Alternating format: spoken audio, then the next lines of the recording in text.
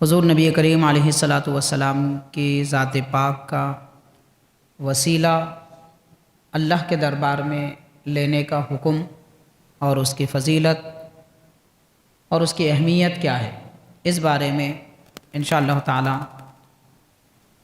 چند آیتیں اور چند احادیث شریفہ ہم آپ کے سماعت میں لائیں گے۔ اللہ تبارک و تعالی نے وسیلہ لینے کا حکم فرمایا اور سورہ بقرہ کی آیت نمبر 89 میں پچھلے زمانے کے لوگوں کا حال بیان کیا گیا ہے کہ وہ حضور نبی کریم علیہ الصلاۃ والسلام کا وسیلہ لیا کرتے تھے اللہ کے دربار میں، اور جنگوں کے موقع پر جب ان کی لڑائی کفار اور مشرکین سے ہوتی تھی تو دعائیں کرتے تھے کہ اللہ تبارک و تعالی آخری نبی حضور پاک علیہ الصلاۃ والسلام کے وسیلے سے ہم کو کافروں پر مشرکین پر کامیابی عطا فرما، فتح و نصرت عطا فرما۔ دوسری آیت کریمہ ہے سورہ مائدہ کی آیت نمبر 34۔ آیت نمبر 34 میں ذکر آتا ہے، اللہ تعالیٰ نے فرمایا یا ایھا الذین آمنوا اتقوا اللہ وابتغوا الیہ الوسیلہ، اے ایمان والو اللہ تعالیٰ سے ڈرو اور اللہ تعالیٰ کے دربار میں وسیلہ تلاش کرو۔ قرآن مجید کی اس آیت میں وسیلہ تلاش کرنے، وسیلہ لینے، وسیلہ مانگنے کا وضاحت اور صراحت کھلے انداز میں اللہ تبارک و تعالیٰ کے دربار میں وسیلہ لو، رب تعالیٰ فرما رہا ہے وسیلہ تلاش کرو۔ تو وسیلے کا مطلب کیا ہے؟ وسیلہ کہتے ہیں ہر وہ چیز کو جس کے ذریعے اللہ تعالیٰ کی نزدیکی، قربت اور اس کی رحمت حاصل کی جائے، اس کو وسیلہ کہتے ہیں۔ مثال کے طور پر حاضرین، تفسیر مظہری، تفسیر قرطبی وغیرہ میں بیان کیا گیا الوسیلۃ المنزلۃ عند الملک، یعنی بادشاہ کے پاس جو درجہ ہوتا ہے اس کو وسیلہ کہتے ہیں، یا القربۃ یعنی اللہ تعالیٰ کی نزدیکی کو بھی وسیلہ کہتے ہیں، کسی کے قریب ہونے کو بھی وسیلہ کہتے ہیں۔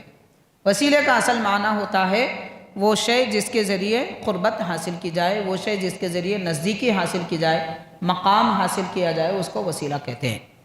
تو ہم مسلمان حضور نبی پاک علیہ الصلاۃ والسلام کے وسیلے سے اللہ تعالیٰ کی قربت حاصل کرتے ہیں، اس لیے حضور کی ذات بھی وسیلہ ہے اور اللہ تعالیٰ کی قربت میں جو نبی کا مقام ہے وہ بھی وسیلہ ہے۔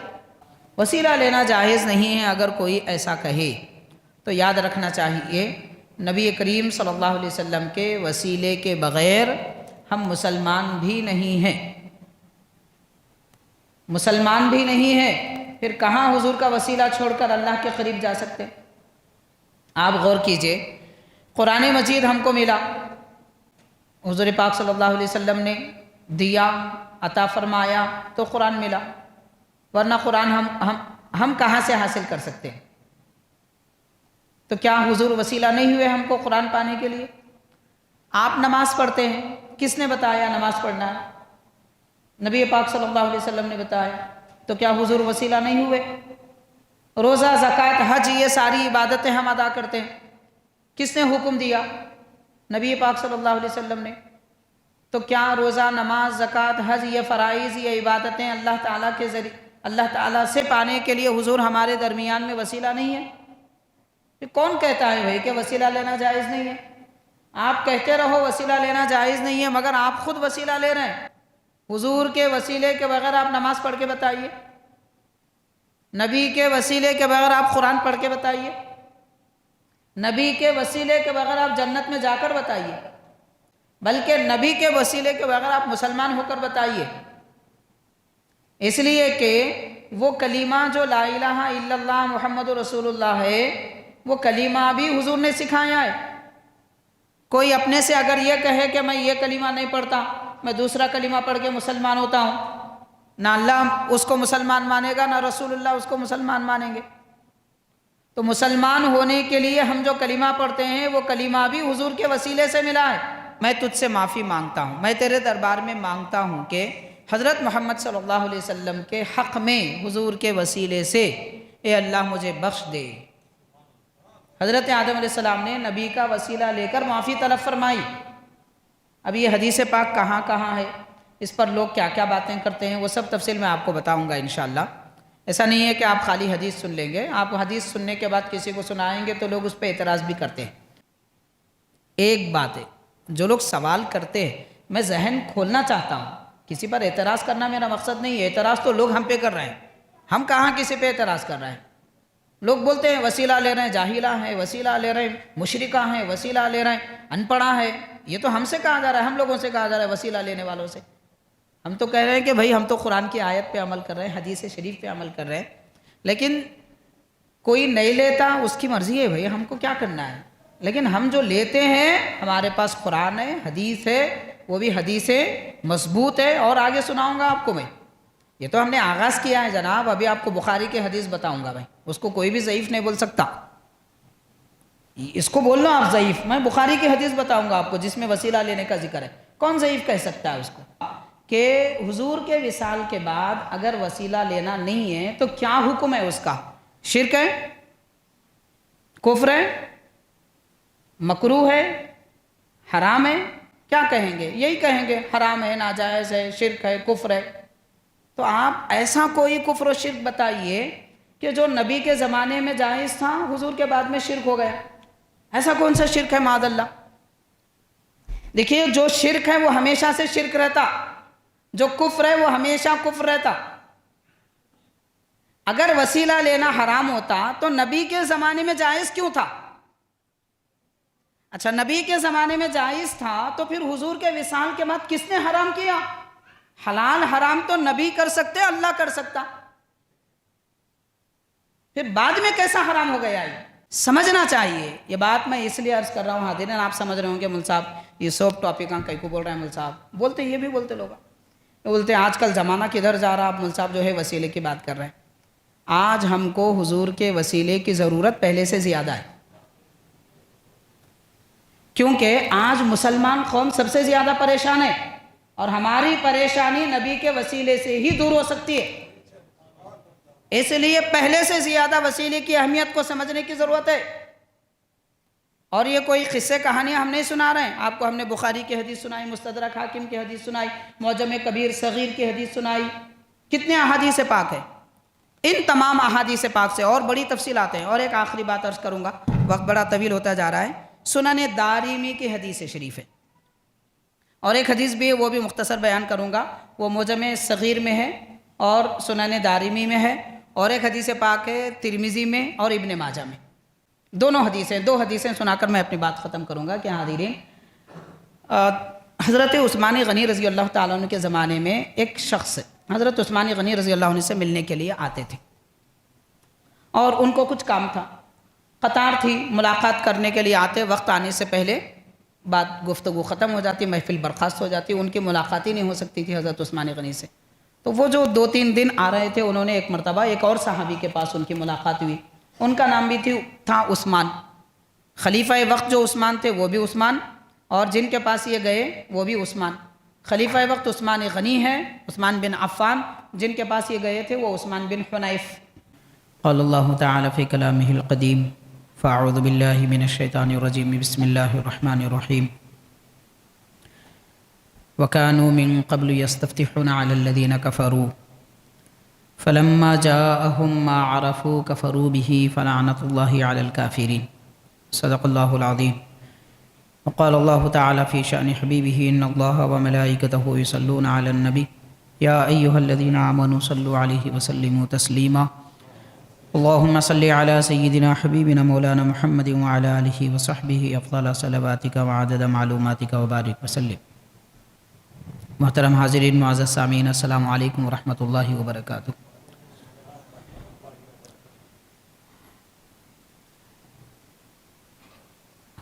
جمعہ کے موقع پر آج آپ حضرات کے سامنے انشاءاللہ تعالی حضور نبی کریم علیہ الصلاۃ والسلام کی ذات پاک کا وسیلہ اللہ کے دربار میں لینے کا حکم اور اس کی فضیلت اور اس کی اہمیت کیا ہے، اس بارے میں انشاءاللہ تعالی چند آیتیں اور چند احادیث شریفہ ہم آپ کے سماعت میں لائیں گے۔ حاضرین، آج ہمارا عنوان ہے نبی کریم صلی اللہ علیہ وسلم کی ذات پاک بندوں اور خدا کے درمیان میں سب سے بڑا وسیلہ ہے، اور وسیلہ لینے کا طریقہ کیا ہے، وسیلہ کس کو کہتے ہیں، یہ ساری تفصیلات ہیں۔ سب سے پہلے یہ جان لینا چاہیے کہ وسیلہ عربی زبان کا لفظ ہے، اور وسیلہ کہتے ہیں ایسی شے کو کہ جس کے ذریعے قربت حاصل کی جائے، جس کے ذریعے نزدیکی حاصل کی جائے، اس کو وسیلہ کہتے ہیں۔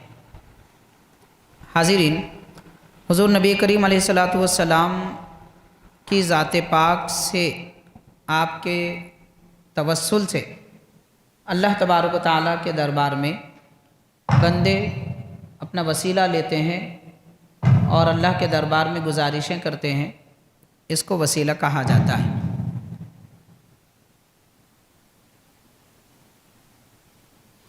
اس کا ذکر قرآن مجید میں ہمیں تقریباً 2 آیتوں میں ملتا ہے۔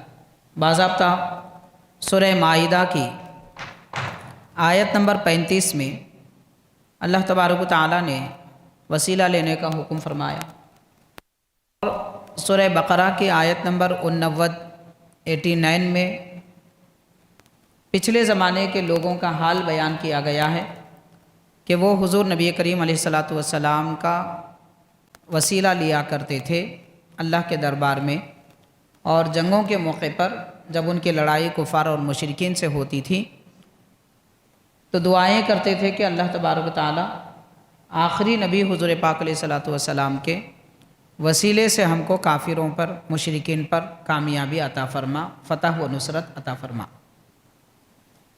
معزز حاضرین، قرآن مجید کی وہ آیت کریمہ کیا ہے؟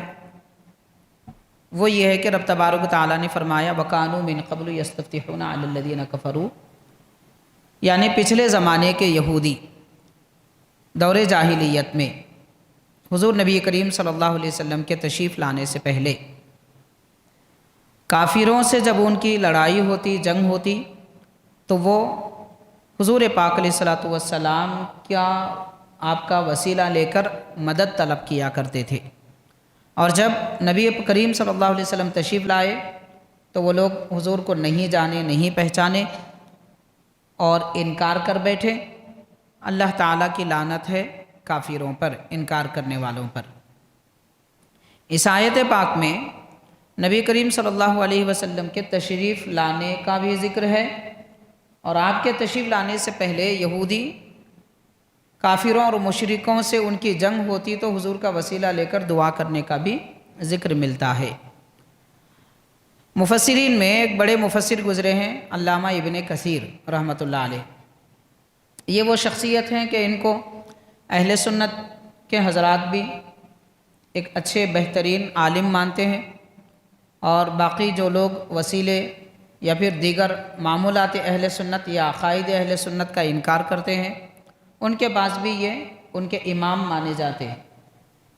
اور تفسیروں کا جب ذکر آتا ہے، ان لوگوں کے پاس جو معمولات اہل سنت یا عقائد اہل سنت کا انکار کرتے ہیں، جب تفاسیر کا ان کے پاس ذکر آتا ہے تو علامہ ابن کثیر کا نام سر فہرست آتا ہے۔ تو ایسی شخصیت اس آیت پاک کی تفسیر میں کیا فرماتے ہیں؟ حاضرین، اگر ہم وہ قدیم حضرات کا ذکر فرمائیں، ذکر کریں کہ جو تابعین میں سے ہوں، تبع تابعین میں سے ہوں یا مفسرین میں سے ہوں، جن کو منکرین نہیں مانتے،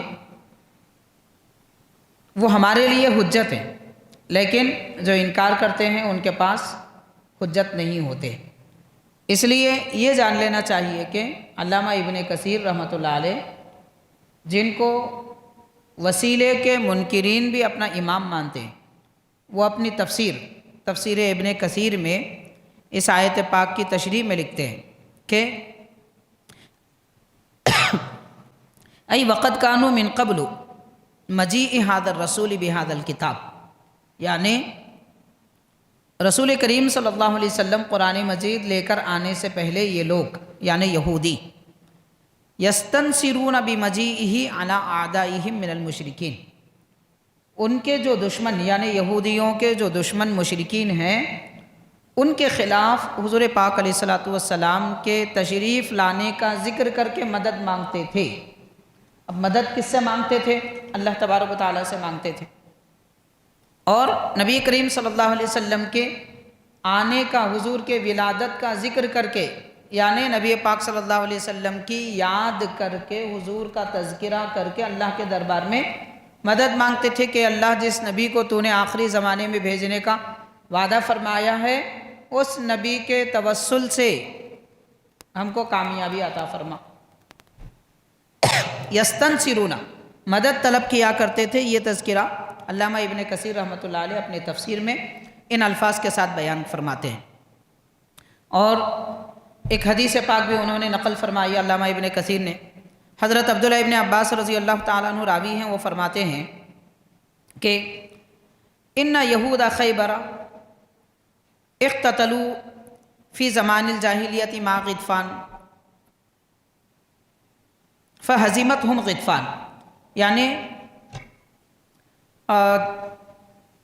یہودی، خیبر کے رہنے والے یہودی، خیبر کے رہنے والے یہودیوں نے دور جاہلیت میں ان کی جنگ قبیلہ غطفان سے ہوئی، غطفان نامی قبیلے سے ہوئی، تو اس قبیلے والوں نے یہودیوں کو شکست دے دی، ان کو ناکام کر دیا، جنگ میں ہرا دیا۔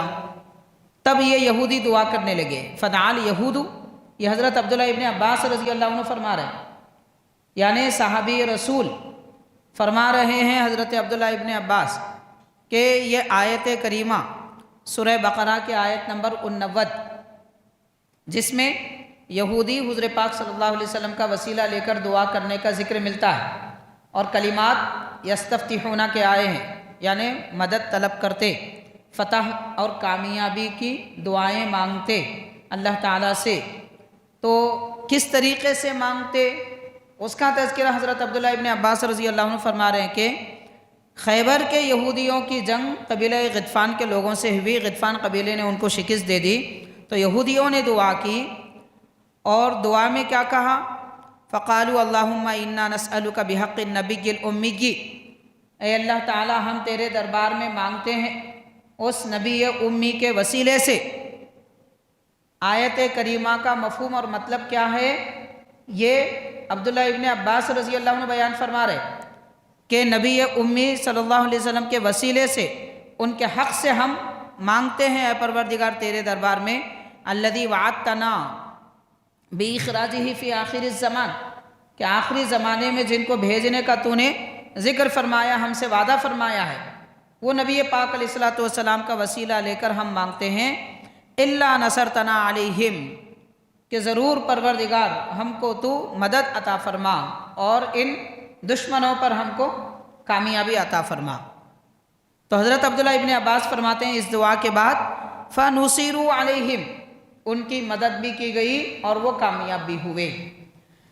حاضرین، سورہ بقرہ کے آیت نمبر 89 اور اس پر بیان کی گئی وضاحت اور تشریح جو حضرت عبداللہ ابن عباس رضی اللہ تعالیٰ نے بیان فرمائی، اس سے یہ معلوم ہوتا ہے کہ نبی کریم صلی اللہ علیہ وسلم کا وسیلہ پچھلے زمانے میں یہودی، عیسائی وغیرہ بھی لیا کرتے تھے، انبیاء کرام بھی لیا کرتے تھے، اور بعد میں صحابہ کرام بھی لیتے رہے ہیں، قیامت تک انشاءاللہ تعالی نبی پاک علیہ السلام کا وسیلہ لیا جاتا رہے گا۔ یہ آیت کریمہ ہے، اس آیت پاک کی یہ تشریح اور یہ وضاحت ہے۔ اب اتنی وضاحت اور تشریح کے بعد بھی، ابن کثیر رحمۃ اللہ علیہ کے قول کے بعد بھی، ان کے حوالے کے بعد بھی، کوئی یہ کہے کہ نہیں ہم نہیں مانتے، یا اللہ تعالیٰ بذات خود سب عطا فرماتا ہے، اللہ تعالیٰ سے مانگنا چاہیے، کسی اور کے وسیلے کی ضرورت کیا ہے اللہ تعالیٰ کے دربار میں، ایسے اگر باتیں کی جائیں تو یہ ساری باتیں یہ ہماری اپنی فکر اور ہماری اپنی عقل کی باتیں ہیں، یہ دین قرآن حدیث کی بات نہیں ہے۔ لوگ کیا کہتے ہیں، کہتے یہ ہیں کہ بھئی جب اللہ تعالیٰ دیتا ہے، رب نے فرمایا ادعونی استجب لکم، کہ تم مجھ سے مانگو میں تمہیں عطا کروں گا، جب اللہ تعالیٰ عطا فرماتا ہے تو اللہ کے دربار میں وسیلے کی کیا ضرورت؟ تو حاضرین، وسیلے کی کیا ضرورت ہے، یہ سوال ہمارا سوال ہے، لیکن وسیلے کی ضرورت تھی اور ہے، یہ تو قرآن مجید بھی کہہ رہا ہے اور احادیث شریفہ بھی بیان فرما رہے ہیں، حضرت عبداللہ ابن عباس رضی اللہ تعالیٰ عنہ بھی اس کی وضاحت میں بیان فرما رہے ہیں۔ بہرحال قرآن مجید کی اس آیت پاک سے وسیلے کا ثبوت ملتا ہے، اور بہت ساری احادیث شریفہ ہیں، انشاءاللہ تعالی ہم آپ کو وہ احادیث پاک بھی سنائیں گے۔ دوسری آیت کریمہ ہے سورہ مائدہ کی آیت نمبر 34۔ آیت نمبر 34 میں ذکر آتا ہے، اللہ تعالیٰ نے فرمایا یا ایھا الذین آمنوا اتقوا اللہ وابتغوا الیہ الوسیلہ، اے ایمان والو اللہ تعالیٰ سے ڈرو اور اللہ تعالیٰ کے دربار میں وسیلہ تلاش کرو۔ قرآن مجید کی اس آیت میں وسیلہ تلاش کرنے، وسیلہ لینے، وسیلہ مانگنے کا وضاحت اور صراحت کھلے انداز میں وضاحت کے ساتھ ذکر آیا ہے۔ اللہ تبارک و تعالیٰ کے دربار میں وسیلہ لو، رب تعالیٰ فرما رہا ہے وسیلہ تلاش کرو۔ تو وسیلے کا مطلب کیا ہے؟ وسیلہ کہتے ہیں ہر وہ چیز کو جس کے ذریعے اللہ تعالیٰ کی نزدیکی، قربت اور اس کی رحمت حاصل کی جائے، اس کو وسیلہ کہتے ہیں۔ مثال کے طور پر حاضرین، تفسیر مظہری، تفسیر قرطبی وغیرہ میں بیان کیا گیا الوسیلۃ المنزلۃ عند الملک، یعنی بادشاہ کے پاس جو درجہ ہوتا ہے اس کو وسیلہ کہتے ہیں، یا القربۃ یعنی اللہ تعالیٰ کی نزدیکی کو بھی وسیلہ کہتے ہیں، کسی کے قریب ہونے کو بھی وسیلہ کہتے ہیں۔ وسیلے کا اصل معنی ہوتا ہے وہ شے جس کے ذریعے قربت حاصل کی جائے، وہ شے جس کے ذریعے نزدیکی حاصل کی جائے، مقام حاصل کیا جائے، اس کو وسیلہ کہتے ہیں۔ تو ہم مسلمان حضور نبی پاک علیہ الصلاۃ والسلام کے وسیلے سے اللہ تعالیٰ کی قربت حاصل کرتے ہیں، اس لیے حضور کی ذات بھی وسیلہ ہے اور اللہ تعالیٰ کی قربت میں جو نبی کا مقام ہے وہ بھی وسیلہ ہے۔ حضور پاک علیہ الصلاۃ والسلام کا جو درجہ خالق کائنات کے پاس ہے، وہ درجہ، وہ مقام بھی وسیلہ ہے، اور نبی کی ذات خود ایک وسیلہ ہے۔ تو حضور کے ذریعے سے ہم مسلمان اللہ کے نزدیک ہوتے ہیں، اس لیے آپ کی ذات کو وسیلہ کہتے ہیں۔ اور جو طلب کیا جاتا ہے، جو الفاظ میں جو بات مانگی جاتی ہے، اس کو وسیلہ کہا جاتا ہے۔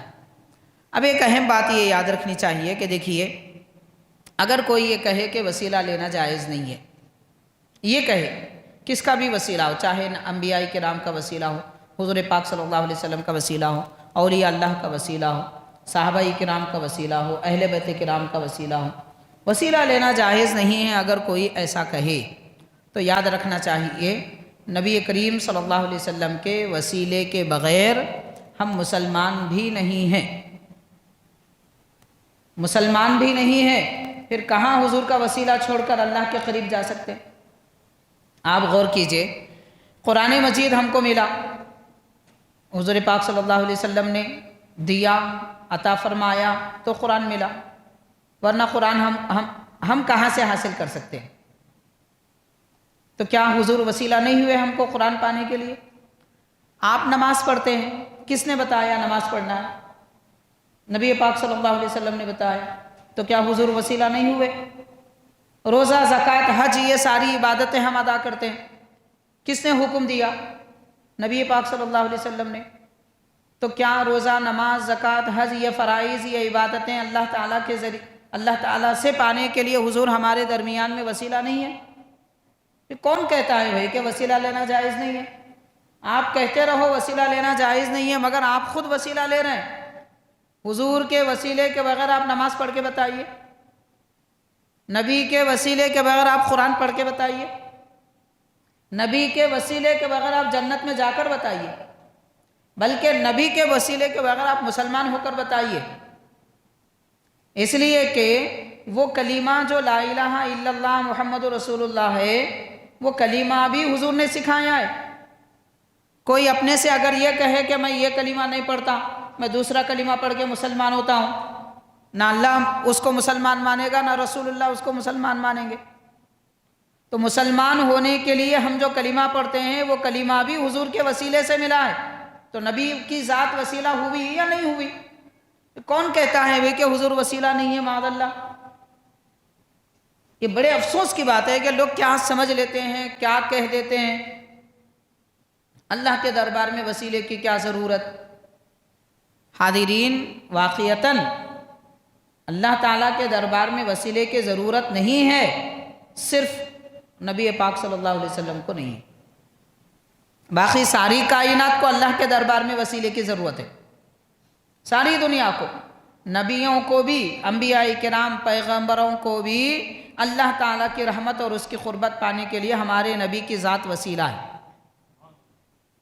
فرشتوں کے لیے بھی حضور کی ذات وسیلہ ہے اللہ تعالیٰ تک پہنچنے کے لیے۔ سوائے حضور پاک صلی اللہ علیہ وسلم کے ہر ایک کو وسیلے کی ضرورت ہے، اور ہر ایک کے سوا صرف حضور کی ذات ایسی ہے کہ آپ کو وسیلے کی ضرورت نہیں ہے۔ اب آپ غور کیجئے، وہ ذات پاک جن کو وسیلے کی ضرورت نہیں ہے، وہ خود کہہ رہے ہیں، فرما رہے ہیں اللہم انی اسألک بحق السائلین علیک، کہ اللہ جو خدا کے بندے تجھ سے مانگتے ہیں، پروردگار تیرے بندے جو تجھ سے مانگتے ہیں، ان مانگنے والے بندوں کا میں وسیلہ لیتا ہوں۔ جن کو وسیلے کی ضرورت نہیں ہے وہ نبی بھی اللہ کے دربار میں وسیلہ لے کے مانگ رہے ہیں۔ تو سمجھنے کی ضرورت ہے۔ آج کل ہوتا کیا ہے، بھولے بھالے لوگوں کو جو پڑھے لکھے نہیں ہوتے، تھوڑی بہت عربی زبان، کچھ بھی عربی عبارتیں وغیرہ پڑھ لے کر لوگ بہکانے کی کوشش کرتے ہیں۔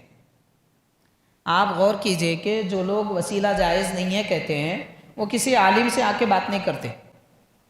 ان کا کام کیا ہوتا ہے، کوئی ناواقف اور پڑھے لکھے جو نہیں ہوتے ہیں، دینی تعلیم سے واقف نہیں ہوتے ہیں، ایسے لوگوں سے بات کرتے ہیں، یا پھر دکانداروں سے بات کرتے ہیں، یا موز کی بنڈی والوں سے بات کرتے ہیں، یا آٹو چلانے والوں سے بات کرتے ہیں، کہتے ہیں دیکھو وسیلہ لینا جائز نہیں ہے، دیکھو قرآن میں ہے، حدیث میں ہے، اللہ کے لیے وسیلے کی کیا ضرورت، کہ اللہ تعالیٰ بغیر وسیلے کے نہیں دے سکتا کیا؟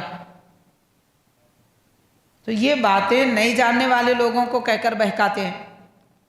سمجھ لینا چاہیے کہ حضور پاک صلی اللہ علیہ وسلم کے وسیلے کے بغیر نہ اللہ تعالیٰ ہم کو ملا ہے، نہ قرآن ملا ہے، نہ ایمان ملا ہے، نہ نماز ملی ہے، نہ زکوٰۃ ملی ہے، نہ حج ملا ہے، کوئی عبادت بلکہ اسلام بھی حضور کے وسیلے سے ہی ملا ہے۔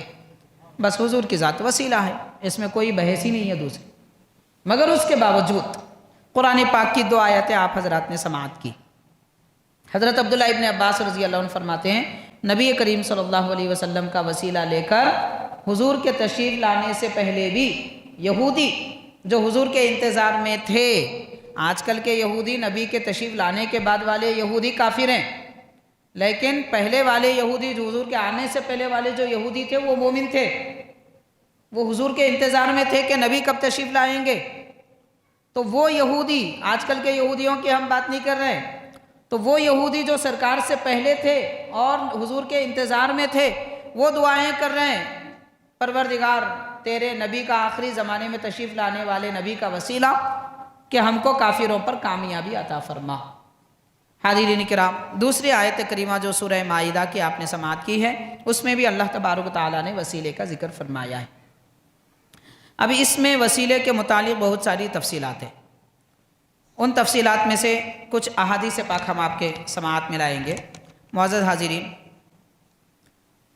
حضور نبی کریم علیہ السلام کے وسیلے کی جب بات آتی ہے، عام سے عام مسلمان جو کوئی عالم دین کی صحبت میں بیٹھا ہو یا ان کی نصیحتیں سنا ہو، وسیلے کی جب بات آتی ہے تو ایک حدیث پاک ایک عام مسلمان کو بھی یاد رہتی ہے۔ وہ کون سی حدیث شریف ہے؟ بڑی مشہور حدیث پاک ہے۔ پہلے میں آپ کو اس کی مختصر سے کچھ عبارت پڑھوں گا، پھر اس کے بعد اس کی وضاحت کروں گا۔ حاضرین، حضرت آدم علیہ السلام جب آسمان سے زمین پر تشریف لائے اور آپ نے اللہ کے دربار میں اپنی معافی کے لیے کچھ کلمات ادا کیے۔ کیا کلمات ادا کیے؟ قال اسألک بحق محمد صلی اللہ علیہ وسلم الا غفرت لی، کہ حضرت آدم علیہ السلام جب آسمان سے آپ کو زمین پر بھیجا گیا، بعض دوسری روایت میں تفصیل ملتی ہے کہ تقریباً 200 سال تک آپ اللہ کے دربار میں معافی طلب کرتے رہے۔ حضرت آدم علیہ السلام نے معاذ اللہ کوئی گناہ نہیں کیا تھا، آپ نے کوئی خطا نہیں کی تھی۔ انبیاء کرام گناہوں سے، خطاؤں سے، برائیوں سے، عیبوں سے پاک ہوتے ہیں۔ حضرت آدم علیہ السلام اللہ تعالیٰ کے نبی ہیں، اور تمام انبیاء میں وہ پہلے نبی جن کو دنیا میں بھیجا گیا، اور انہی کی وجہ سے ساری دنیا میں انسانیت پھیلی ہے۔ ساری انسانیت کے والد حضرت آدم علیہ السلام۔ تو آپ کو جنت میں ایک درخت کی طرف اشارہ کر کے کہا گیا تھا کہ یہ پھل مت کھائیے۔ حضرت آدم علیہ السلام نے اسے کھا لیا۔ اب وہ کھانے کی وجہ کیا ہے وہ تفصیل ہے۔ لیکن اس پھل کے کھانے کی وجہ سے یا اس دانے کے کھانے کی وجہ سے اللہ تبارک و تعالیٰ نے حضرت آدم حضرت حوا علیہ السلام کو زمین پر بھیجا، زمین پر بھیجا، نعوذ باللہ زمین پر پھینکا نہیں۔ کیسے بھیجا؟ حاضرین آج آپ دیکھ لیں، ہواؤں سے فضاؤں سے جب پلین زمین پر اترتا ہے یا نیچے گر جاتا ہے یا اترتا ہے، اترنے کے لیے کیا پلین کے لیے کوئی سیڑھیاں ہوتی ہیں کہ ایک ایک قدم اترے؟ نہیں، مگر ہواؤں میں آہستہ آہستہ اترتا ہے کہ پلین کی سواری کرنے والوں کو پتہ بھی نہیں چلتا کہ ہم کس طریقے سے اتر رہے ہیں۔ اتنی نزاکت کے ساتھ زمین پہ اتارا جاتا ہے۔ اس کو کہتے ہیں عربی میں حبوط، یعنی بغیر کسی دھکا تکلیف اور کوئی کسی لغزش کے بغیر نرمی کے ساتھ اترنے کو کہتے ہیں حبوط۔ جیسے پرندہ اترتا ہے، پلین اترتا ہے۔ حضرت آدم علیہ السلام حوا علیہ السلام کو بھی اللہ تعالیٰ نے کیا فرمایا؟ اہبطا، اے آدم و حوا آہستہ آہستہ نرمی کے ساتھ زمین پر اتر جاؤ۔ عزت اور شان کے ساتھ حضرت آدم کو زمین پہ اتارا گیا۔ تو آپ جب زمین پر آئے، جو دانہ کھانے سے منع کیا گیا تھا اس کو کھا لی، لیکن چونکہ آپ کو اس بات کا احساس تھا، رب تعالیٰ نے فرمایا تھا نہ کھائیے، میں نے کھا لیا، اس لیے آپ اس کی معافی طلب کر رہے تھے۔ یہ کوئی خطا نہیں تھی، یہ کوئی گناہ نہیں تھا۔ نبیوں سے گناہ نہیں ہوتا، ممکن ہی نہیں ہے، قانون ہے دین اسلام کا۔ اللہ تعالیٰ نے انبیاء کو فرشتوں سے زیادہ معصوم بنایا ہے، فرشتوں سے بھی زیادہ معصوم بنایا ہے نبیوں کو۔ وہ انسان ہے، ان سے کوئی خطا غلطی لغزش نہیں ہوتی۔ اب یہ جو بھی ہوا ان کی شان کے مطابق ہوا، کیا ہوا وہ آپ کہہ سکتے ہیں نہ ہم کہہ سکتے ہیں۔ خیر، تو حاضرین حضرت آدم علیہ السلام جب زمین پر آئے، اللہ تعالیٰ کے دربار میں عرض کرتے ہیں کہ پروردگار میں تجھ سے معافی مانگتا ہوں، میں تیرے دربار میں مانگتا ہوں کہ حضرت محمد صلی اللہ علیہ وسلم کے حق میں حضور کے وسیلے سے اے اللہ مجھے بخش دے۔ حضرت آدم علیہ السلام نے نبی کا وسیلہ لے کر معافی طلب فرمائی۔ اب یہ حدیث پاک کہاں کہاں ہے، اس پر لوگ کیا کیا باتیں کرتے ہیں، وہ سب تفصیل میں آپ کو بتاؤں گا انشاءاللہ۔ ایسا نہیں ہے کہ آپ خالی حدیث سن لیں گے، آپ حدیث سننے کے بعد کسی کو سنائیں گے تو لوگ اس پہ اعتراض بھی کرتے ہیں، اس کی وضاحت بھی کر دوں گا۔ خیر، تو حاضرین اللہ تبارک و تعالیٰ نے وہی فرمائی کہ اے آدم بتاؤ یہ محمد جن کا وسیلہ آپ لے رہے ہیں کون ہے؟ رب جانتا ہے، لیکن حضرت آدم علیہ السلام سے پوچھ رہا ہے تاکہ رب نے کیا پوچھا، آدم نے کیا کہا، دنیا والوں کو بھی معلوم ہو جائے۔ حضرت آدم علیہ السلام کو کیوں معلوم تھا کہ حضور کا وسیلہ لیں، اس کی وجہ بھی دنیا والوں کو بتانا ہے نا۔ اللہ تعالیٰ تو جانتا ہے، مگر اس لیے پوچھ رہا ہے تاکہ یہ بات، یہ قول نبی کے زبانی دنیا والوں کو معلوم ہو جائے۔ تو فرمایا اے آدم آپ جانتے ہیں کہ محمد کون ہے صلی اللہ علیہ وسلم۔ حضرت آدم علیہ السلام نے عرض کیا تبارک اسمک، پروردگار تیرا نام بڑی برکت والا ہے، تیرا نام بڑی برکت والا ہے۔ لما خلقتنی رفعت راسی الی عرشک، رب اے پروردگار تو نے جب مجھے پیدا فرمایا تو میں نے اپنا سر عرش الہی کی طرف اٹھا کر دیکھا۔ جب حضرت آدم علیہ السلام کے جسم پاک میں روح ڈالی گئی، سب سے پہلے حضرت آدم علیہ السلام نے اپنی آنکھوں سے کچھ دیکھا تو عرش الہی کو دیکھا۔ تو اب فرق محسوس کیجئے آپ، وہ آدم علیہ السلام ہے کہ جب پیدا ہوئے تو عرش الہی کو دیکھا، اور عام لوگ پیدا ہوتے ہیں تو ان کو تو دکھتا بھی نہیں ہے، نہ عقل ہوتی ہے نہ ہوش ہوتا ہے۔ یہ فرق ہے نبی اور غیر نبی میں۔ اس لیے انبیاء کرام کے بارے میں جو من چاہے بیتو کی باتیں کرنا بے ادبی ہے، نام بھی لیں تو عزت کے ساتھ لینا چاہیے۔ تو حضرت آدم علیہ السلام نے عرض کیا پروردگار میں نے تیرے عرش کو دیکھا اور اس میں لکھا دیکھا لا الہ الا اللہ محمد رسول اللہ صلی اللہ علیہ وسلم۔ عرش الہی پر، بعض روایتوں میں آتا ہے عرش الہی کے تخت پر، عرش الہی کے پایوں پر کلمہ طیبہ لکھا ہوا ہے۔ تو آپ فرماتے ہیں فَعَلِمْتُ أَنَّهُ لَيْسَ أَحَدٌ أَعْظَمَ قَدْرًا عِنْدَكَ مِمَّنْ جَعَلْتَ اسْمَهُ مَعَ اسْمِكَ، اے پروردگار میں نے اسی وقت جان لیا کہ اس ذات پاک سے بڑھ کر تیرے پاس کوئی عزت اور قدر والی نہیں ذات ہو سکتی کہ جن کے نام کو تو نے اپنے نام کے ساتھ لکھا. تو اللہ کے نام کے ساتھ نبی کا نام لکھا ہوا ہے، اس لیے پروردگار میں نے ان کا وسیلہ لے کر تجھ سے مانگا ہے. بحق محمد الا غفرت لی، پروردگار حضور پاک صلی اللہ علیہ وسلم کے وسیلے سے میں مانگتا ہوں کہ مجھے بخشش عطا فرما. فاوحى اللہ عز وجل یا آدم، اللہ تبارک و تعالیٰ نے وہی نازل فرمائی، اے آدم، وعزتی وجلالی، میرے غلبے، میری عزت، میرے جلال کی قسم، انہ لآخر النبیین من ذریتک، اے آدم آپ کی اولاد میں سب سے آخر میں جو نبی آئیں گے وہ وہی نبی ہیں جن کا وسیلہ لے کر آپ دعا کر رہے ہیں. تو حضرت آدم علیہ السلام کو رب نے پہلے بتا دیا کہ حضور خاتم النبیین ہیں. اس سے یہ بھی ثابت ہوتا ہے کہ ہمارے آقا صلی اللہ علیہ وسلم خاتم النبیین ہیں. حضور کے بعد ہمیشہ کے لیے کوئی نبی نہیں آ سکتا، نہ آ سکتا، نہ پیدا ہو سکتا. پھر حضرت عیسیٰ علیہ السلام، حضرت عیسیٰ علیہ السلام تو پہلے والے نبی ہیں.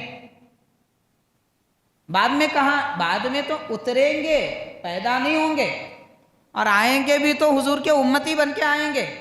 نبی بھی ہوں گے مگر نبی کے حضور کے امتی بن کر آئیں گے، حضور کا دین چلائیں گے، اسی شریعت کو دنیا بھر میں نافذ فرمائیں گے. تو بہرحال حاضرین، اللہ تبارک و تعالیٰ نے یہ بھی فرمایا وَلَوْلَاهُ مَا خَلَقْتُكَ، اے آدم میرے نبی نہ ہوتے جن کا نام میں نے کلمے میں اپنے نام کے ساتھ لکھا ہے، آپ کو بھی میں پیدا نہ کرتا اگر وہ نہ ہوتے. تو اس حدیث پاک میں حضرت آدم علیہ السلام کا وسیلہ لے، حضرت آدم علیہ السلام نے حضور نبی کریم صلی اللہ علیہ وسلم کے وسیلے سے دعا مانگی. اور ایک روایت میں آتا ہے رب تعالیٰ نے فرمایا کہ اے آدم علیہ السلام آپ اپنی ایک ذات نہیں، اس نبی کے وسیلے سے اگر اس وقت ساری کائنات کے گناہوں کی معافی بھی طلب کر لے تو میں سب کو بخش دیتا. یہ بھی رب تبارک و تعالیٰ نے فرمایا. اب اتنی حدیث پاک ہے، یہ حدیث شریف جناب کہاں ہے؟ ہوتا یہ ہے کہ لوگ حدیث تو یاد رکھتے ہیں مگر کہاں ہے، کس کتاب میں ہے وہ یاد نہیں رکھتے. تو یہ دور ویسا دور نہیں ہے، اب کون سی کتاب میں ہے یہ بھی یاد رکھنے کا دور ہے. حاضرین کرام، اب اس کے متعلق میں آپ کو سب سے پہلے بتاؤں گا، علامہ آجوری رحمۃ اللہ علیہ غالباً 300 ہجری کے بزرگ ہیں، الشریعہ ان کی ایک کتاب ہے، اس کتاب میں آپ نے یہ حدیث پاک اپنی سند سے نقل فرمائی، الشریعہ للآجوری، حدیث نمبر 950 956. دوسری کتاب ہے معجم اوسط، امام طبرانی رحمۃ اللہ علیہ کی حدیث پاک کی بڑی مشہور کتاب ہے، اس میں 6502 حدیث نمبر میں یہ حدیث موجود ہے. اسی طرح امام طبرانی کی اور ایک کتاب ہے معجم صغیر، اس میں حدیث نمبر 992 باب من اسمہ محمد صلی اللہ علیہ وسلم میں یہ حدیث پاک بیان کی گئی ہے. اسی طرح علامہ ابن کثیر، جن کا ابھی آپ نے تفسیر کا ذکر سنا پیچھے، تو علامہ ابن کثیر وہ مفسر ہیں، وہ محدث ہیں، وہ مؤرخ ہیں، اور وہ عالم دین ہیں کہ وسیلہ کا انکار کرنے والے بھی ان کو اپنا امام مانتے ہیں. تو علامہ ابن کثیر نے بھی یہ حدیث اپنی ایک کتاب میں لکھی، اس کتاب کا نام ہے مسند الفاروق رضی اللہ تعالیٰ عنہ، یعنی حضرت فاروق اعظم رضی اللہ تعالیٰ عنہ سے مروی جو حدیثیں ہیں آپ نے ایک جگہ جمع کی ہے ایک کتاب میں، حضرت فاروق اعظم کی جتنی حدیثیں تو اس میں یہ حدیث پاک آپ نے بیان کی ہے. اسی طرح مجموع الزوائد، یہ حدیث پاک کی بڑی مشہور کتاب ہے، حدیث نمبر 13917. اس کے علاوہ مستدرک علی الصحیحین، یہ بھی حدیث شریف کی بڑی مشہور کتاب ہے، امام حاکم، تو امام حاکم کی اس کتاب میں حدیث نمبر 4228. اتنی حدیث پاک کی کتابوں میں یہ حدیث شریف موجود ہے کہ حضرت آدم علیہ السلام نے حضور نبی کریم صلی اللہ علیہ وسلم کا وسیلہ لے کر دعا مانگی، اللہ تبارک و تعالیٰ نے آپ کو بخش دیا اور آپ کو اپنی رضا و خوشنودی عطا فرمائی.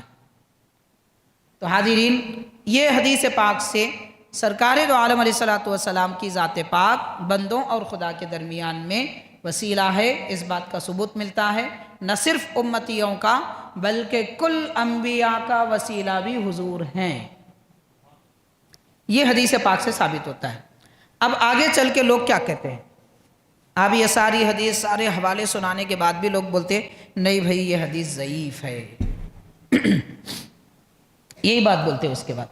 تو دیکھیے میں آپ کے علم میں اضافے کے لیے عرض کر رہا ہوں، پہلی بات قانون ہوتا ہے، ہر ایک کا ایک قانون ہوتا ہے، ڈاکٹروں کا الگ قانون ہے، وکیلوں کا الگ قانون ہے، دین اسلام کا بھی ایک قانون ہے، حدیث جاننے والے، حدیث پڑھنے پڑھانے والے جو محدثین ہوتے ہیں ان کا بھی ایک قانون ہے۔ ان کا قانون یہ ہے کہ حدیث کوئی صحیح ہوتی ہے اور کوئی حسن ہوتی ہے، اس کے بعد جو درجہ ہوتا ہے وہ ضعیف کا ہے۔ تو یہ ضعیف جس کو حدیث کہتے ہیں، ضعیف حدیث کا مطلب کیا ہے؟ ضعیف حدیث کا مطلب کیا؟ حدیث نہیں ہے۔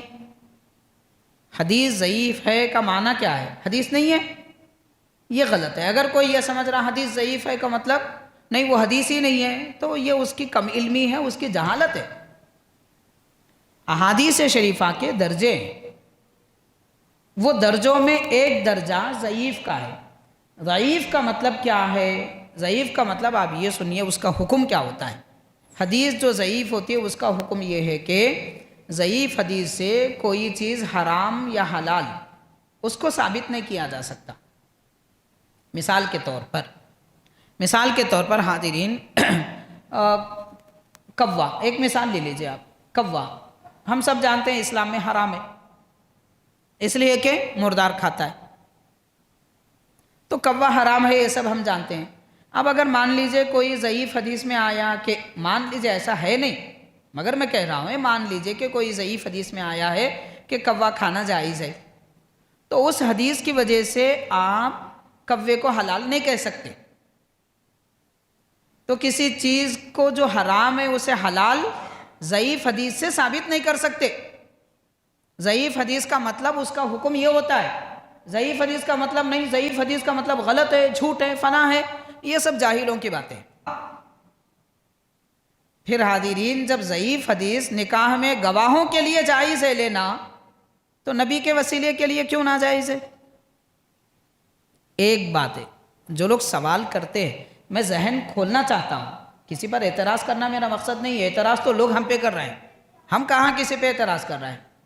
لوگ بولتے ہیں وسیلہ لے رہے ہیں، جاہلہ ہے، وسیلہ لے رہے ہیں، مشرکہ ہیں، وسیلہ لے رہے ہیں، ان پڑھا ہے۔ یہ تو ہم سے کہا جا رہا ہے، ہم لوگوں سے کہا جا رہا ہے وسیلہ لینے والوں سے۔ ہم تو کہہ رہے ہیں کہ بھائی ہم تو قرآن کی آیت پہ عمل کر رہے ہیں، حدیث شریف پہ عمل کر رہے ہیں، لیکن کوئی نہیں لیتا اس کی مرضی ہے، بھائی ہم کو کیا کرنا ہے۔ لیکن ہم جو لیتے ہیں ہمارے پاس قرآن ہے، حدیث ہے، وہ بھی حدیث مضبوط ہے، اور آگے سناؤں گا آپ کو میں۔ یہ تو ہم نے آغاز کیا ہے جناب، ابھی آپ کو بخاری کے حدیث بتاؤں گا بھائی، اس کو کوئی بھی ضعیف نہیں بول سکتا۔ اس کو بول لو آپ ضعیف، میں بخاری کی حدیث بتاؤں گا آپ کو جس میں وسیلہ لینے کا ذکر ہے، کون ضعیف کہہ سکتا ہے اس کو؟ ممکن ہی نہیں ہے کوئی ضعیف کہہ سکے۔ بخاری کی حدیث کو کوئی ضعیف کہہ دیا تو وہ آدمی ضعیف ہو جاتا۔ صرف آپ کو علم کی بات بتانا چاہتا ہوں، ذہن کے گوشے کھولیے، علم حاصل کیجئے، دین کی صحیح سمجھ پیدا کیجئے۔ ایک بات تو یہ ہو گئی کہ آدم علیہ السلام نے وسیلہ لے کر حضور کا وسیلہ لے کر دعا کی تھی، اللہ تعالیٰ نے آپ کو معافی عطا فرمائی۔ یہ تقریباً 6 حدیث پاک کی کتابیں اور ان میں تقریباً 8 جگہ یہ حدیث پاک آئی ہے، یہ تفصیلات آپ کے گوشے گدار ہم نے کیا ہے۔ اب سوال اور ایک یہ پیدا ہوتا ہے کہ ضعیف حدیث ہے تو اس کا جواب آپ نے سن لیا کہ ضعیف حدیث کا مطلب انکار نہیں ہوتا، ضعیف حدیث کا مطلب درجہ کم ہے۔ یا ایسا ہی ہے جیسا کہ کوئی 50 کتابوں کا عالم ہے تو کوئی 10 کتابوں کا عالم ہے، تو جو 10 کتابوں کا عالم ہے وہ 50 کتابوں کے عالم کے مقابل ضعیف ہی ہوگا نا، طاقتور ہوتا کیا وہ علم کے اعتبار سے؟ نہیں ہوتا۔ ویسا ہی مقام ہے اس کا، اس کو عالم نہیں ہے نہیں کہیں گے، جو 10 کتابیں جانتا ہے وہ بھی عالم ہے، جو 50 کتابیں پڑھتا ہے وہ بھی عالم ہے، لیکن وہ قوی عالم ہے، یہ ضعیف عالم ہے۔ ایسے ہی صحیح حدیث اعلیٰ درجے کی ہے، ضعیف حدیث اس کے بعد تیسرے درجے کی ہے۔ اس کا یہ مطلب نہیں ہے وہ حدیث نہیں ہے، کوئی کہے وہ حدیث نہیں ہے تو وہ ان پڑھ ہے، اس کو پتہ ہی نہیں ہے حدیث کس کو کہتے ہیں، معلوم نہیں ہے۔ دوسری بات حاضرین، ایک ضعیف حدیث ایک ہے مگر 3-4 سندوں سے اگر آ جائے، سند کس کو کہتے ہیں آپ یہ بھی سمجھ لیجئے۔ سند کہتے ہیں دراصل ایک چین کو، مثال کے طور پر میں نے اپنے استاد سے ایک حدیث سنی، میرے استاد ان کے استاد سے سنی، ان کے استاد سے سنی، یہ سارا معاملہ حدیثوں کا چلا امام اعظم ابو حنیفہ رحمۃ اللہ علیہ تک۔ تو امام اعظم ابو حنیفہ رحمۃ اللہ علیہ سے جن لوگوں نے حدیث سنی ہے وہ ایک دو نہیں تھے، 40-50 ہزار سے بڑھ کے تھے۔ وہ 40-50 ہزار جس کو سناتے رہے، آج تک جتنے لوگ سنتے رہے، وہ سب کی ایک ایک چین آتی ہے، کون کس سے سنا، اس کو کہتے ہیں سند۔ وہ سارے لوگوں کی سندیں لکھی ہوئی ہوتی ہے، جیسے امام بخاری، امام مسلم، امام ترمذی، یہ سب سندیں لکھی ہیں کہ انہوں نے کس سے سنا، ان کے سب کے نام لکھے۔ تو ایک ضعیف حدیث اگر مان لو 2 یا 4 یا اس سے بڑھ کر لوگوں سے سنی گئی، لکھی گئی، تو وہ ضعیف حدیث ضعیف نہیں ہوتی، اب وہ حسن ہو جاتی ہے۔ حسن ہو جاتی ہے، حسن کا مطلب صحیح کے بعد والا درجہ۔ اب حسن جو حدیث ہوتی نا، اس سے آپ حرام حلال بھی ثابت کر سکتے۔ یہ قانون ہے، اس قانون کو بھی سمجھنا چاہیے۔ خیر، تو ساری بات کا خلاصہ یہ کہ اب یہ آدم علیہ السلام نے جو حضور کا وسیلہ لے کر دعا کی تھی وہ حدیث ضعیف نہیں ہے۔ پہلے تو ہم مان لیے ہے بھی تو اس کا مطلب بتا دیے۔ دوسری صورت یہ ہے کہ وہ ضعیف حدیث نہیں ہے کیونکہ تقریباً 8 سندوں سے آئی ہے، تو اب وہ حدیث ضعیف کہاں رہی، وہ تو حسن ہو گئی۔ حاضرین کرام، حضور نبی کریم صلی اللہ علیہ وسلم کے وسیلہ لینے کے متعلق اور ایک حدیث پاک میں آپ کو بتاؤں گا۔ حدیثیں بہت ہیں، مختصر کر کے سناؤں گا۔ نبی پاک علیہ السلام نے فرمایا، اذا شجاک شیطان او سلطان فقل، جب کوئی بادشاہ یا شیطان تم کو تکلیف دے، بادشاہ ظلم کرے، تکلیف دے، یا شیطان پیچھے پڑ جائے، ہوتا ہے شیطان ہر چیز میں پیچھے پڑتا ہے، کبھی عبادتوں سے روکتا ہے، کبھی گناہوں میں ڈالتا ہے، کبھی کاروبار میں تکلیف پیدا کرتا ہے، کبھی صحت کے مسائل پیدا کرتا ہے، شیطانی چکریں ہوتی ہیں۔ اگر ایسا ہو جائے تو یہ دعا پڑھو، اس دعا میں بھی حضور کا وسیلہ لیا گیا ہے۔ تو وہ حدیث پاک کیا ہے؟ دعا حضور نے فرمایا، قل یا من یکفی من کل احد، اے وہ ذات پاک، اللہ تبارک و تعالیٰ کی ذات پاک جو ہر ایک کے لیے کافی ہے، یا احد من لا احد لہ، اے وہ تنہا یکتا ذات پاک کہ جس کو کسی اور کی ضرورت نہیں ہے، یا سند من لا سند لہ، وہ تکیہ اور ملجا، وہ ماوا، وہ ذات پاک کہ جس کے لیے کسی اور تکیہ یا سہارے کی ضرورت نہیں ہے۔ انقطع الرجاء الا منک، تیرے سوا کسی اور سے میری امید نہیں ہے۔ فکنی مما انا فیہ، پروردگار میں جس مصیبت میں ہوں اس سے مجھے چھٹکارا عطا فرما۔ واعنی علی ما انا علیہ، اور جس حالت پر میں ہوں اس میں میری مدد فرما۔ مما قد نزل بی، اس بلا سے جو مجھ پر اتری ہے ان سب سے مجھے نجات عطا فرما۔ کیسے؟ بجاہی وجہک الکریم، پروردگار تیری عزت و جاہ کے صدقے میں، وبحق محمد علیک، اور تیرے پاس حضور پاک صلی اللہ علیہ وسلم کا جو مقام اور مرتبہ ہے اس شان اور مرتبے کے وسیلے سے مجھے نجات عطا فرما۔ تو یہاں بھی حضور کا وسیلہ لے کر دعا کرنے کی تعلیم خود حضور پاک صلی اللہ علیہ وسلم نے عطا فرمائی ہے۔ تو یہ بھی حدیث پاک ہے، کنز الامال کی حدیث نمبر 3425۔ حاضرین، اب میں آپ کو سناؤں گا بخاری شریف کی حدیث، اس پر بھی تھوڑی تفصیلات ہیں۔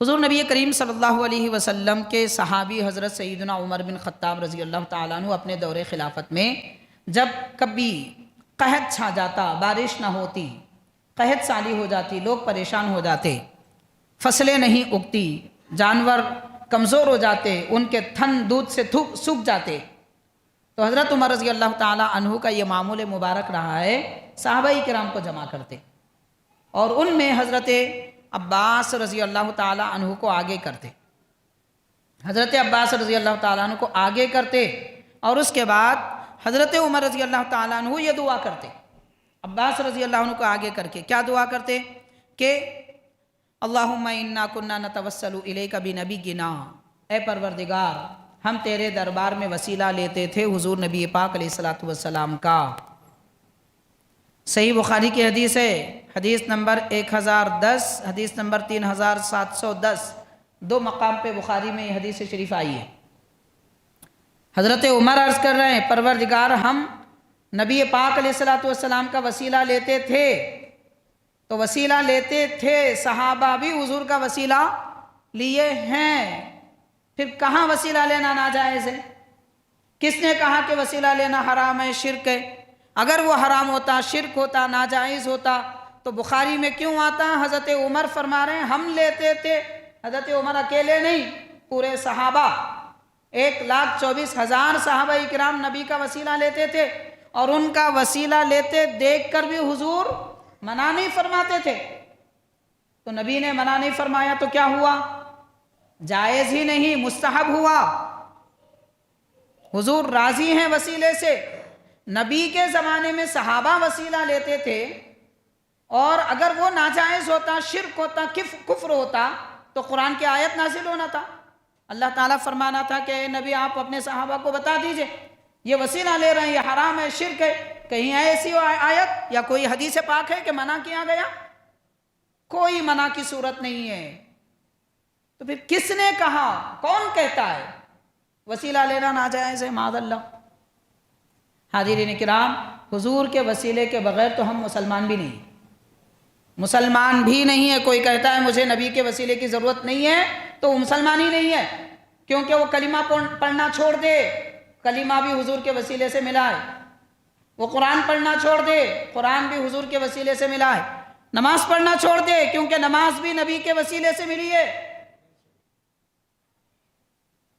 سمجھنا چاہیے، اللہ تعالیٰ نے عقل فہم دی ہے، علم دین سیکھیے، احادیث پاک پڑھیے، سمجھ کر پڑھیے۔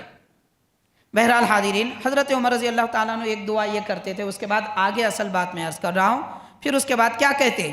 وَإِنَّا نَتَوَسَّلُ إِلَيْكَ بِعَمِّ نَبِيِّنَا فَاسْقِنَا۔ اے اللہ اب ہم وسیلہ لے رہے ہیں تیرے نبی کے چچا کا، ہم کو سیراب فرما۔ پہلے وسیلہ لیتے تھے حضور کا، اب وسیلہ لے رہے ہیں، یعنی سرکار کے وصال اقدس کے بعد حضرت عباس کا، چچا کا۔ تو چچا کا بھی وسیلہ لے کر حضور کیا بتا رہے ہیں؟ حضرت عمر یہ بتا رہے ہیں کہ نبی کا وسیلہ لینا بھی جائز ہے، اور نبی کے صحابہ و اہل بیت کا وسیلہ لینا بھی جائز ہے۔ اس لیے کہہ رہے ہیں کہ ہم حضرت عباس کا وسیلہ لیتے ہیں۔ یہ حدیث پاک آپ جب سنائیں گے ایک سوال پیدا ہوتا ہے۔ لوگ کہتے ہیں کہ نہیں، دیکھو یہاں وسیلہ لینا جائز ہے، اب تک تو کہہ رہے تھے وسیلہ لینا جائز نہیں ہے، اب بخاری کی حدیث آنے کے بعد میں نہیں بھائی جائز ہے، مگر وہ حضور کے زمانے میں جائز تھا، اب کوئی حضور کا وسیلہ لے کر دعا نہیں کر سکتا۔ کیوں؟ تو اس لیے کہ حضور پاک صلی اللہ علیہ وسلم وصال فرما گئے۔ جب صحابہ کے درمیان حضور جلوہ افروز تھے تو وسیلہ لیتے تھے۔ دیکھو حضرت عمر رضی اللہ عنہ نبی کے بعد میں وسیلہ لیے کیا؟ نبی کا چچا کا لیے نا، تو جو زندہ ہیں ان کا وسیلہ لے سکتے، ایسا نکالتے۔ چلیے اب ان کی بات بھی سن لیں گے ہم، چلیے بھائی ٹھیک ہے ہم مان لیں گے جو زندہ ہیں ان کا وسیلہ لے سکتے، تو آپ اس زمانے میں جو زندہ ہیں ان کا وسیلہ کیوں نہیں لیتے؟ لینا چاہیے نا، سارے لوگ مل کر امام صاحب کا وسیلہ لے، بچے اپنے ماں باپ کا وسیلہ لے، لیے ہیں کبھی؟ اگر جب زندوں کا وسیلہ لینا درست ہے تو آپ کیوں نہیں لیتے؟ لے کر بتائیے نا، اے اللہ یہ میرے والدین ہیں، ان کے وسیلے سے مجھے بخش دے، مجھے معاف فرما۔ جب زندوں کا، اس حدیث سے جب زندوں کا وسیلہ ثابت ہوتا ہے تو آپ کیوں نہیں لیتے؟ ایک بات ہوئی۔ دوسرا یہ کہ حاضرین، ہمارے آقا حبیب کریم صلی اللہ علیہ وسلم حیات ہیں، زندہ ہیں۔ اللہ تعالیٰ نے آپ کو ایک لمحے کے لیے وصال دیا، موت عطا فرمائی۔ موت کا مطلب کیا ہے؟ ایک مقام سے دوسری جگہ منتقل ہونے کا نام موت ہے۔ تو پیارے آقا علیہ السلام اس دنیا سے اس عالم میں تشریف لے گئے جو اللہ کی قربتوں کا عالم ہے، جس کو عالم برزخ، عالم آخرت کہتے ہیں۔ یہ میں نہیں کہہ رہا ہوں، ابن ماجہ کی حدیث ہے، حضور نبی کریم صلی اللہ علیہ وسلم نے فرمایا فَنَبِيُّ اللَّهِ حَيٌّ يُرْزَقُ، اللہ کے نبی زندہ ہیں، ان کو اللہ کے پاس رزق دیا جاتا ہے۔ تو جب حضور خود فرما رہے ہیں کہ نبی زندہ ہیں، معاذ اللہ کون کہہ سکتا ہے؟ اب یہاں غلط فہمی میں نہیں آنا، لوگ بولتے حضور کا وصال نہیں ہوا تو پھر ایسی مزار بنا دیے کیا؟ ارے نادانو، نبی پاک صلی اللہ علیہ وسلم کے جسم اقدس سے روح مبارک کو کچھ لمحوں کے لیے نکالا گیا۔ جب آپ کا مزار انور بنایا گیا تو روح اقدس اسی جسم مبارک میں منتقل ہوا۔ حضور نے عالم کو منتقل فرمایا ہے۔ تو بہرحال اللہ کے نبی حیات ہیں۔ اب یہاں کوئی سوال ہی پیدا نہیں ہوتا۔ دو باتیں ہوئی۔ تیسری بات میں عرض کرنا چاہوں گا کہ حضور کے وصال کے بعد اگر وسیلہ لینا نہیں ہے تو کیا حکم ہے اس کا؟ شرک ہے؟ کفر ہے؟ مکروہ ہے؟ حرام ہے؟ کیا کہیں گے؟ یہی کہیں گے حرام ہے، ناجائز ہے، شرک ہے، کفر ہے۔ تو آپ ایسا کوئی کفر و شرک بتائیے کہ جو نبی کے زمانے میں جائز تھا حضور کے بعد میں شرک ہو گیا۔ ایسا کون سا شرک ہے معاذ اللہ؟ دیکھیے، جو شرک ہے وہ ہمیشہ سے شرک رہتا، جو کفر ہے وہ ہمیشہ کفر رہتا۔ اگر وسیلہ لینا حرام ہوتا تو نبی کے زمانے میں جائز کیوں تھا؟ اچھا، نبی کے زمانے میں جائز تھا تو پھر حضور کے وصال کے بعد کس نے حرام کیا؟ حلال حرام تو نبی کر سکتے، اللہ کر سکتا، پھر بعد میں کیسا حرام ہو گیا؟ یہ کس نے حرام کیا؟ کوئی بتائے کہیں لکھا ہوا ہے وسیلہ لینا حرام ہے؟ نہ قرآن میں ہے نہ حدیث میں۔ سمجھنا چاہیے۔ یہ بات میں اس لیے عرض کر رہا ہوں، حاضرین آپ سمجھ رہے ہوں کہ مول صاحب یہ سب ٹاپک کہیں کو بول رہے ہیں مول صاحب، بولتے یہ بھی بولتے لوگ، بولتے ہیں آج کل زمانہ کدھر جا رہا، آپ مول صاحب جو ہے وسیلے کی بات کر رہے ہیں۔ آج ہم کو حضور کے وسیلے کی ضرورت پہلے سے زیادہ ہے، کیونکہ آج مسلمان قوم سب سے زیادہ پریشان ہے، اور ہماری پریشانی نبی کے وسیلے سے ہی دور ہو سکتی ہے۔ اس لیے پہلے سے زیادہ وسیلے کی اہمیت کو سمجھنے کی ضرورت ہے۔ اور یہ کوئی قصے کہانیاں ہم نہیں سنا رہے ہیں آپ کو، ہم نے بخاری کی حدیث سنائی، مستدرک حاکم کی حدیث سنائی، معجم کبیر صغیر کی حدیث سنائی، کتنے احادیث پاک ہیں۔ ان تمام احادیث پاک سے اور بڑی تفصیلات ہیں۔ اور ایک آخری بات عرض کروں گا، وقت بڑا طویل ہوتا جا رہا ہے۔ سنن دارمی کی حدیث شریف ہے، اور ایک حدیث بھی ہے وہ بھی مختصر بیان کروں گا، وہ معجم صغیر میں ہے اور سنن دارمی میں ہے، اور ایک حدیث پاک ہے ترمذی میں اور ابن ماجہ میں۔ دونوں حدیثیں، دو حدیثیں سنا کر میں اپنی بات ختم کروں گا کہ حاضرین، حضرت عثمان غنی رضی اللہ تعالیٰ عنہ کے زمانے میں ایک شخص حضرت عثمان غنی رضی اللہ عنہ سے ملنے کے لیے آتے تھے، اور ان کو کچھ کام تھا، قطار تھی، ملاقات کرنے کے لیے آتے، وقت آنے سے پہلے بات گفتگو ختم ہو جاتی، محفل برخاست ہو جاتی، ان کی ملاقات ہی نہیں ہو سکتی تھی حضرت عثمان غنی سے۔ تو وہ جو 2-3 دن آ رہے تھے، انہوں نے ایک مرتبہ ایک اور صحابی کے پاس ان کی ملاقات ہوئی، ان کا نام بھی تھا عثمان، خلیفہ وقت جو عثمان تھے وہ بھی عثمان، اور جن کے پاس یہ گئے وہ بھی عثمان۔ خلیفہ وقت عثمان غنی ہے، عثمان بن عفان، جن کے پاس یہ گئے تھے وہ عثمان بن حنیف۔ تو حضرت عثمان بن حنیف کے پاس جا کر انہوں نے کہا کہ میں کتنے دن سے حضرت عثمان غنی کے پاس جا رہا ہوں، مگر مجھ سے ان کی ملاقات نہیں ہو رہی ہے، میری کچھ ضرورتیں ان کے سامنے پیش کرنا چاہتا ہوں۔ تو انہوں نے کہا میں آپ کو ایک دعا سکھاؤں گا، آپ وہ دعا پڑھ لیجئے، آج رات میں وضو کریے، 2 رکعت نماز پڑھیے، وہ دعا پڑھیے، کیونکہ حضور پاک صلی اللہ علیہ وسلم سے میں نے یہ دعا سنی ہے، آپ یہ دعا پڑھیے، انشاءاللہ تعالی حضرت عثمان غنی آپ سے ملاقات کر لیں گے۔ تو وہ صحابی، وہ جو شخص تھے، ان کی دعا سنے، 2 رکعت نماز پڑھی اور وہ دعا بھی پڑھ لیے۔ وہ دعا کیا ہے وہ بھی آپ کو میں انشاءاللہ پڑھ کے سناؤں گا۔ تو اس کے بعد وہ کہتے ہیں، دعا یہ ہے، اللہم انی اسألک واتوجہ الیک بمحمد نبی الرحمت یا محمد انی قد توجہت بک الی ربی فی حاجتی ہذہ لتقضی اللہم فشفعہ فی۔ یہ حدیث پاک ہے، وہ دعا پڑھاتے ہیں۔ اگلے دن جب وہ حضرت عثمان غنی کے پاس گئے، دور کھڑے ہوئے تھے، حضرت عثمان غنی نے ان کو قریب بلایا اور بات کی، ان کے مسائل جو تھے اس کو حل کیا، اور کہا آئندہ کوئی بات ہو تو آپ سیدھا میرے سامنے آ جائیے، قطار میں مت کھڑے رہیے، آپ کے لیے کوئی رکاوٹ نہیں ہے۔ یہ شخص خوش ہو گئے، پھر حضرت عثمان بن حنیف کے پاس گئے، ان سے کہا آپ کا شکریہ کہ آپ نے میری سفارش کی عثمان غنی کے سامنے کہ مجھ سے بات کر لے۔ وہ کہتے ہیں میں نے کوئی سفارش نہیں کی، میں نے تو ملاقات بھی نہیں کی عثمان غنی سے۔ پھر بات کیا ہے؟ بات دراصل یہ ہے کہ یہ جو دعا ہے میں نے حضور پاک صلی اللہ علیہ وسلم سے سنی تھی۔ نبی پاک علیہ السلام کے زمانے میں ایک صحابی آئے، آنکھیں ان کی نہیں تھی، وہ نابینا تھے، آ کے عرض کرنے لے حضور دعا فرمائیے مجھے روشنی آ جائے آنکھوں کی۔ تو پیارے آقا صلی اللہ علیہ وسلم نے ان کو یہ دعا سکھائی، وہی دعا میں نے آپ کو سکھائی۔ تو اس دعا میں باضابطہ حضور کا وسیلہ بھی ہے، ندا بھی ہے، یعنی اس میں یہ کہا جا رہا ہے کہ اے اللہ میں تیرے دربار میں تیرے نبی کی جاہ، شان و شوکت کا وسیلہ لے کر مانگتا ہوں، اور اس کے بعد یہ کہہ رہے ہیں کہ اے اللہ کے حبیب یا محمد صلی اللہ علیہ وسلم، آپ کے وسیلے سے میں اپنے رب کے دربار میں آپ کو وسیلہ بنایا ہے تاکہ میری یہ جو ضرورت ہے وہ آپ پوری کر دیں۔ اے اللہ حضور کو میرے معاملے میں شفیع بنا دے، سفارش کرنے والا بنا دے۔ یہ دعا حضور نے خود سکھائی، اور صحابہ کرام یہ دعا اپنے زمانے میں بعد میں بھی کیا کرتے تھے، یعنی صحابہ حضور کا وسیلہ بعد میں بھی لیتے تھے، حضرت عثمان غنی کے دور میں بھی لیتے تھے۔ اس حدیث پاک سے ثابت ہوا حضور کے وصال کے بعد بھی صحابہ کرام وسیلہ لیتے تھے۔ اب پھر وہی سوال آتا، نہیں یہ حدیث ضعیف ہے، بالکل نہیں ہے، بولنے والے جھوٹے ہیں۔ اس حدیث کو نقل کرنے والے معجم صغیر میں امام طبرانی خود لکھتے ہیں اس کے راوی سب کے سب ثقہ، قابل بھروسہ اور معتمد مستند ہیں۔ اب کیا مسئلہ رہا بولیے آپ؟ اس کے علاوہ حاضرین، حضرت ام المؤمنین سیدتنا عائشہ صدیقہ رضی اللہ تعالیٰ عنہ کے پاس چند اشخاص آئے، سنن دارمی کی حدیث پاک ہے، آ کر عرض کرنے لگے قحط سالی چھائی ہوئی ہے، آپ کچھ کیجئے، دعا کیجئے۔ حضرت عائشہ رضی اللہ تعالیٰ نے فرمایا دعا ہم کیا کریں، ہمارے آقا جب جلوہ افروز ہیں تو دعا کی کیا ضرورت؟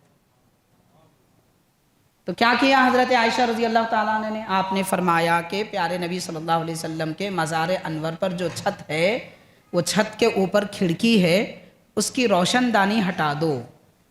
پہلے چھتوں میں کھڑکیاں ہوتی تھی، بند کرتے تھے دھوپ اور بارش سے بچنے کے لیے، تو فرمایا اس کی روشن دانی کھول دو کہ مزار انور اور آسمان کے درمیان میں کوئی واسطہ نہ رہے، کوئی درمیان نہ رہے۔ صحابہ اکرام فرماتے ہیں، سنن دارمی کی حدیث ہے، آپ حدیث کا نمبر بھی سن لیجئے، حدیث نمبر 93، باب ما اکرم اللہ صلی اللہ علیہ وسلم بعد موتہ، یعنی حضور پاک صلی اللہ علیہ وسلم کے وصال اقدس کے بعد بھی اللہ نے حضور کو کیا شان عطا فرمائی، وہ حدیثیں انہوں نے نقل کی ہے۔ تو سرکار کی شان وصال اقدس کے بعد امام دارمی رحمۃ اللہ علیہ فرماتے ہیں، حدیث نمبر 93 کے تحت میں حضرت عائشہ رضی اللہ تعالیٰ عنہ نے جب یہ فرمایا تو صحابہ کرام تابعین اس زمانے میں جو حضرات تھے انہوں نے کھڑکی کھولی، جیسے کھڑکی کھولی گئی اتنی بارش ہوئی کہ تقریباً مدینے کی گلیاں بھر گئی، پانی بہنے لگا، اور بارش اتنی زیادہ ہوئی کہ ایک سیلاب کی شکل اختیار کر گیا۔ پھر سب واپس آئے اور کہنے لگے کہ پانی بہت زیادہ ہو گیا، تو آپ نے فرمایا کھڑکی بند کر دو۔ تو جیسے وہ بند کر دیا گیا بارش تھم گئی۔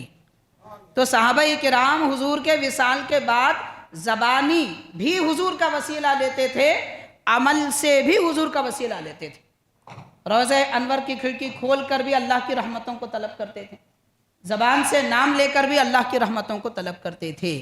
تو حاضرین، آج اگر ہم مصیبتوں میں گرفتار ہیں، خدا کی رحمت کے طلبگار ہیں، تو اللہ تبارک و تعالیٰ کے نبی رحمت للعالمین صلی اللہ علیہ وسلم کا وسیلہ لے کر مانگیے، پھر دیکھیے خدا کی رحمتیں کیسے جوش میں آتی ہیں۔ اور یہ کوئی کفر و شرک، ناجائز، حرام طریقہ نہیں ہے، یہ صحابہ کرام کا طریقہ ہے۔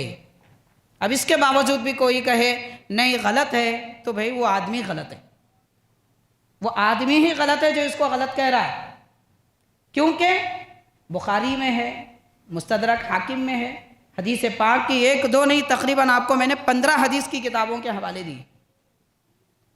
یہ تو ایک نمونہ ہے، اگر اس کو اور مزید بیان کریں گے تو حاضرین شاید 100-150 حوالے آپ کو مل جاتے ہو کہ کس طریقے سے پیارے نبی صلی اللہ علیہ وسلم کا وسیلہ لیا کرتے تھے۔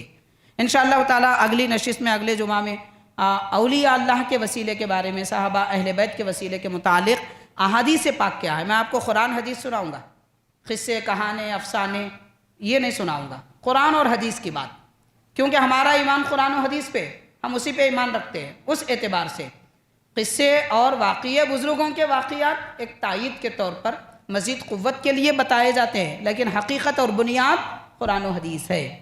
تو انشاءاللہ تعالیٰ اگلی نشست میں اس کے تفصیلات عرض کیے جائیں گے۔ اللہ تبارک و تعالیٰ حضور نبی پاک علیہ الصلوۃ والسلام کے وسیلے اور آپ کے تصدق میں ہمارے گناہوں کو معاف فرمائے، خطاؤں کو بخش دے، ہمیں دین کی سمجھ، عقل، فہم، ہدایت عطا فرمائے، صراط مستقیم پر قائم رکھے۔ صلی اللہ تعالی وسلم علی خیر خلقہ سیدنا محمد وآلہ واصحابہ اجمعین، والحمد للہ رب العالمین۔